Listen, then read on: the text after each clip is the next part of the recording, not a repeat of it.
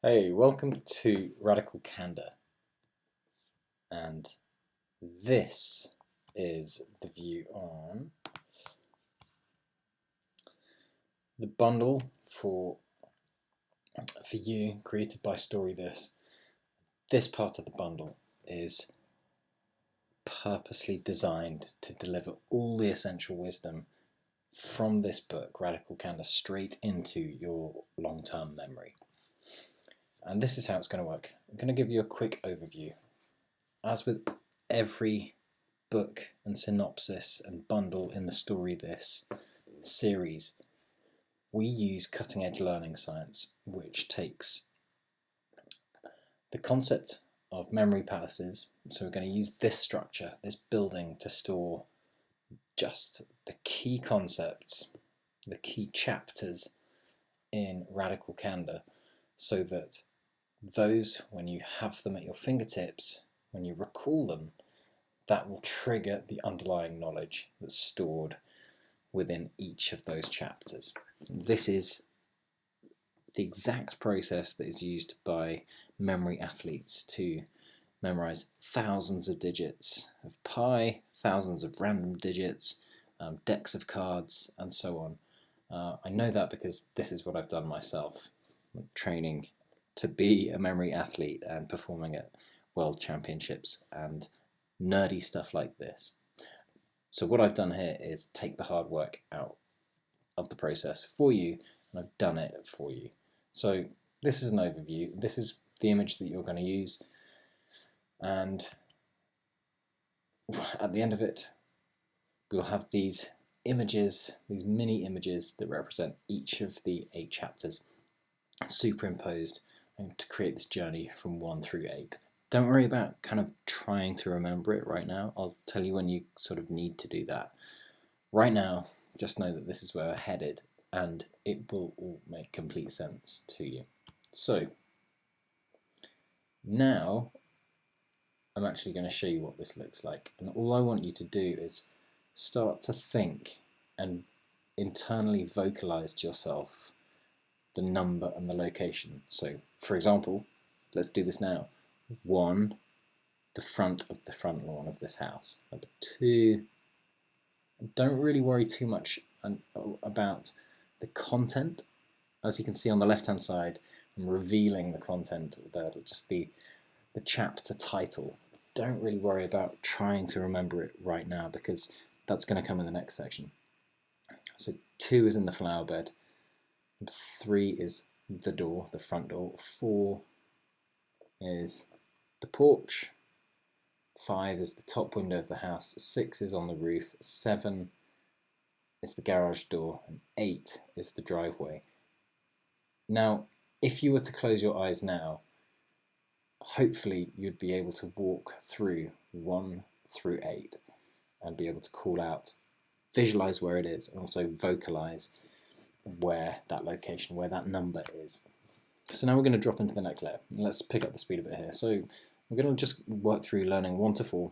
It's not a massively complex task, but as you start to build up kind of week on week, month on month, and you have lots of content that you want to retain, then it's really useful to break things down into small chunks. So 1, front lawn, develop relationships. I've just got a picture of a man and a woman holding hands. Think of yourself and the special person in your life holding hands and developing your relationship on the front lawn. You can make it weird, fucked up, sexual, happening on the front lawn, right there in the house. Front lawn of the house. Number 2, find the honesty balance. So this set of weighing scales, and you could almost even hear it squeaking like up and down, to finding that balance. And really the purpose here is just having an image that triggers the key word for you in the chapter title, and then underneath that, in your recollection, when you think, okay, what was in chapter 2, then you'll be able to recollect. It's really useful to go through all of this process before even dropping into reading the synopsis, so that you kind of have the map in your head laid out of what you're going to go through, and then when you read through the synopsis, you can then kind of backfill and go, oh yeah, I sort of, if I mentally imagine storing the concepts to do with chapter 1 on the front lawn, and so on. So each block of information kind of has its own discrete area or location where it's being stored. Okay, so number 2, find the honesty balance. Number 3, remember where that was? Okay, yeah, front door. The opposite of obnoxiously aggressive. So I've got a picture here of Mike Tyson, obnoxiously aggressive, and a mirror to represent the opposite, the kind of mirror image of that. So mirror and Mike Tyson, the opposite of obnoxiously aggressive. Number 4 on the porch, there's a turd emoji and a telescope. So this does drop into kind of a bit of what's in the chapter, and so the chapter title is Meaningful Perspective.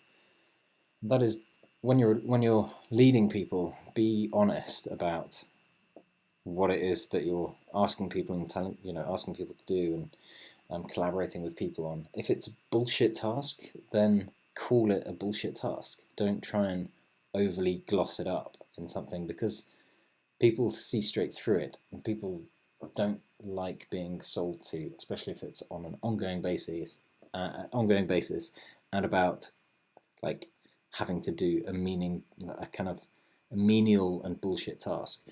Yeah, like those tasks exist even in the best of jobs, but just if you're leading someone, then just tell them what it tell them that it's shit. So that's why the turd emoji. Okay, so we're going to kind of whip through those in a test, but just to lay out what's coming after that.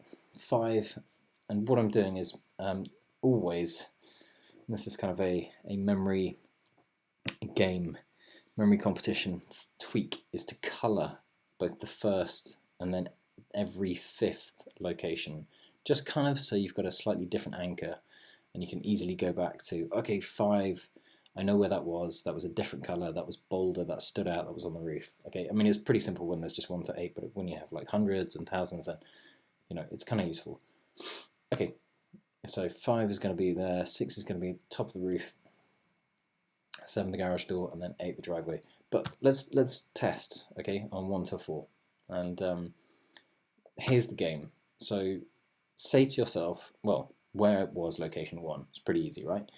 And then the next question is, when you say where was either the first location, it's useful to ask yourself where were the locations and then what was stored there. If you want to teach somebody the content of this book, because then you need to know the structure, and you need to know where the locations are very specifically, so that you can easily navigate through the narrative arc of this book, and all of the content in it.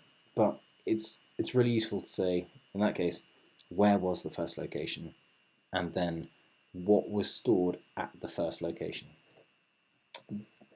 So, what was stored at the first location? What was the image that you had? What was the image that I put in? And then what is the important bit really is, what is the underlying information that image relates to? Okay, you should have that by now. Developing relationships. 2, where was number 2 in the flower bed? And what was the image, or what was the underlying information? And you should have a set of weighing scales for finding the honesty balance. So the game here, really, before the reveal, whenever you test yourself, is to actually write down or make sure that you have verbalized or vocalized internally the answer. And the reason that you must do that is because you are the easiest person to bullshit. That applies for everyone. For me, I'm the easiest person to bullshit myself. You are the easiest person to bullshit yourself. So it's very easy for you to skip to an answer and go, oh yeah, I think I knew that.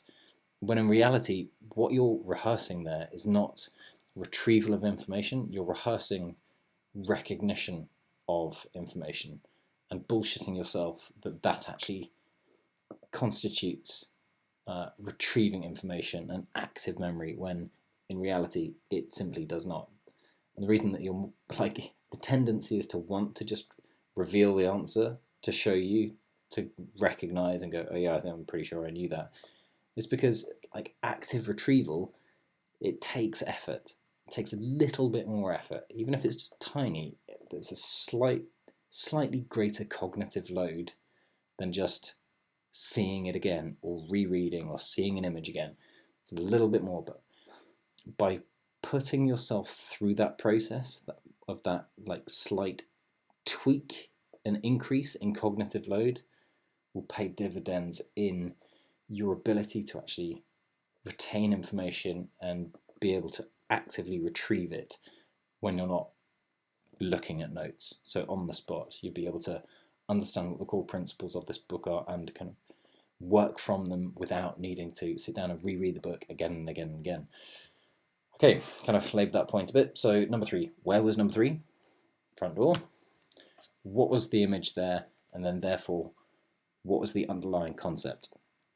Hopefully you had an image of Mike Tyson punching a mirror, and hopefully you also have that corresponds to the opposite of being obnoxiously aggressive. Okay, number 4. Where was number 4? On the porch. What was the image? If you had a telescope with a turd emoji, that's great.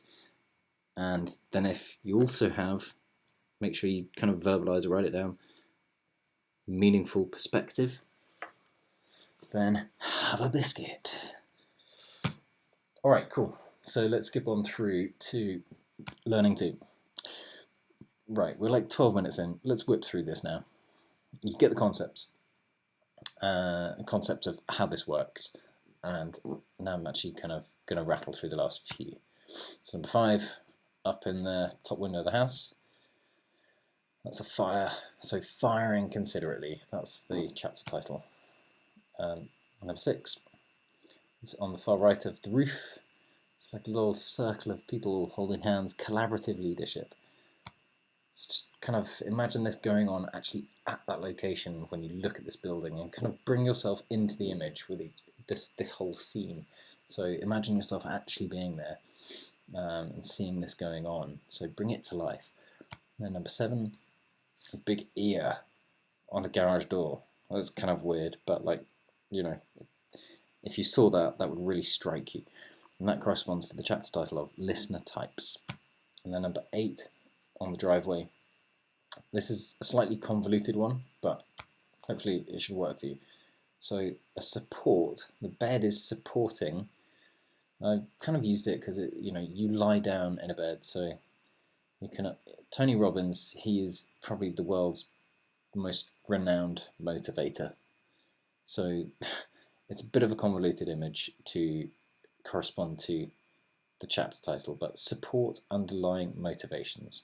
So the bed is supporting, it's underlying the motivation. So, but think of the concept. You're supporting people's underlying motivations as a radically candid leader. Support people's underlying motivations. And if you just happen to see Tony Robbins there, then hopefully when you think of that image, that should then decode into support underlying motivations. I've said it a few times now, that should also help. Okay, test 2. So I'm just going to kind of whip through 1 to 4 because we already tested on them. And so for the purposes of this first time when you kind of learn it, don't worry too much about this, first 1 to 4 because we've already tested. But then in a second run through, I'm going to create a pure test video that is really just this slide, but led through in a test format, as I did with the first half 1 to 4. So, okay, where was number 5? Okay, I kind of revealed it. What was there? If you could hear the crackling, you could see the picture and imagine the roof of the house burning, then you'd be correct in recording an image of a fire. And then what does that mean? What's the chapter title? If you remembered firing considerately, then again, ding, ding, ding. Where was number 6? Far right of the roof. Yep. And what was there? And what did that mean? Okay, so picture of circle of people holding hands. That's collaborative leadership. Okay, then number 7 on the garage door. Remember what the image was? Big striking ear. What that meant? Listener types. And then number 8 finally on the driveway. What the image was and how that related. Okay, Tony Robbins lying on a bed. Support underlying motivations. All right, that is your lot.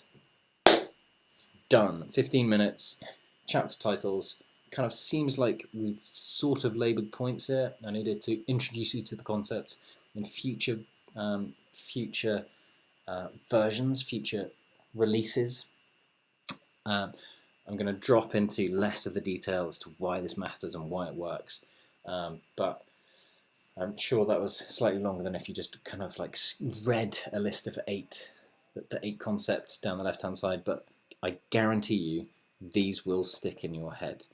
They really will stick in your head far longer than if you hadn't. And now, the next thing to do is actually read through the Storythis synopsis of Radical Candor.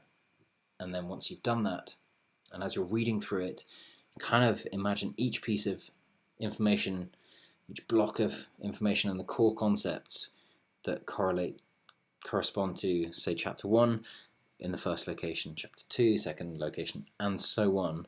And then when you've done that, come back through and go into the testing video that's part of this bundle. And you will have this information really well cemented in your head. And also make sure that you go through the long-term retention module, which plugs you into software that we're using that helps you ingrain this stuff as systematically as possible, as streamlined as possible, deeply into your long-term memory, so that over time you're compounding and building knowledge. This is one set from this really useful book. Do it with others. Keep on doing this and layer in really groundbreaking, world-changing, life-changing information from the books that matter to you. All right. Bye.